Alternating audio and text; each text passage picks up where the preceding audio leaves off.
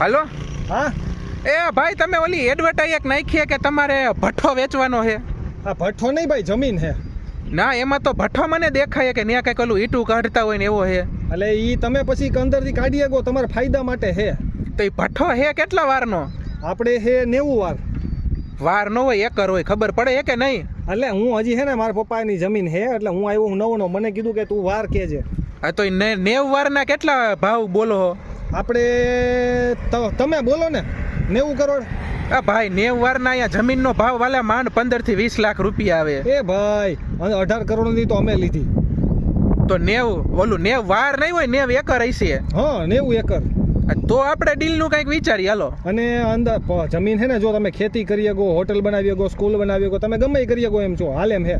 વાંધો નહીં. અને એક કામ કરો ને, આપણે પૈસાની બદલે એમ કરી તો તમારી 90 એકરની સામે હું મારી 90 એકર જમીનના આટા ખાટા કરી નાખી. હા ના